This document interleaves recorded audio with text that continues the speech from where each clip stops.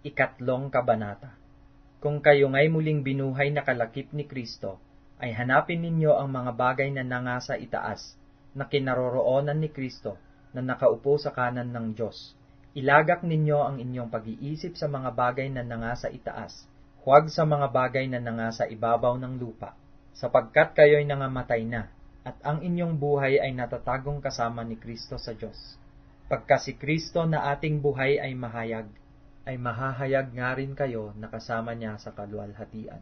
Patayin nga ninyo ang inyong mga sangkap ng katawang nangasa ibabaw ng lupa, pakikiapid, karumihan, masamang pita, masasamang nasa, at kasakiman na iya'y pagsamba sa mga Diyos-Diyosan, na dahil sa mga bagay na iyan ay dumarating ang kagalitan ng Diyos sa mga anak ng pagsuway, na inyo ring nilakaran nung una, nang kayo'y nangabubuhay pa sa mga bagay na ito. Datapwat ngayon ay inyo namang layuan ang lahat ng mga ito: galit, kapuutan, paghihinala, panunungayaw, mga salitang kahalay-halay na mula sa inyong bibig. Huwag kayong magbubulaan sa isa't isa. Yamang hinubad na ninyo ang datihang pagkatao pati ng kanyang mga gawa, at kayo'y nangagbihis ng bagong pagkatao na nagbabago sa kaalaman ayon sa larawan ni Yaong lumalang sa kanya. Dooy hindi maaaring magkaroon ng Griego at ng Hudyo, ng pagtutuli at ng di pagtutuli, ng barbaro, ng skita, ng alipin, ng laya, kundi si Kristo ang lahat at sa lahat.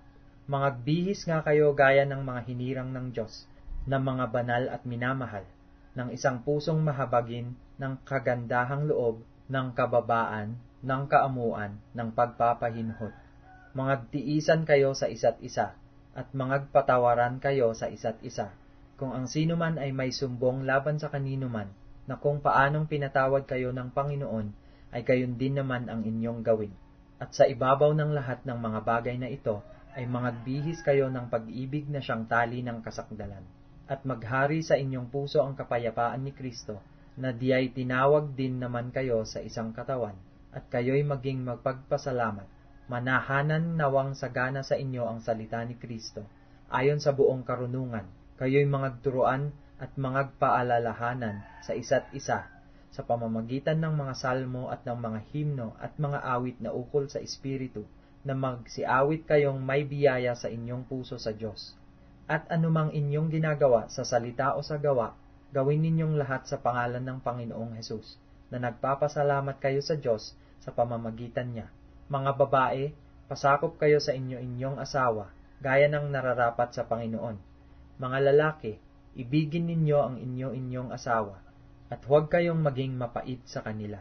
Mga anak, magsitalima kayo sa inyong magulang sa lahat ng mga bagay, sapagkat ito'y totoong nakalulugod sa Panginoon. Mga ama, huwag ninyong ipamungkahi sa galit ang inyong mga anak, upang huwag manghina ang loob nila.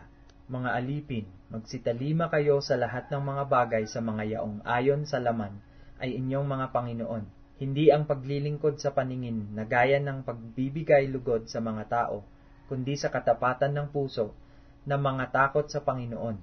Anumang inyong ginagawa ay inyong gawin ng buong puso, na gaya ng sa Panginoon at hindi sa mga tao.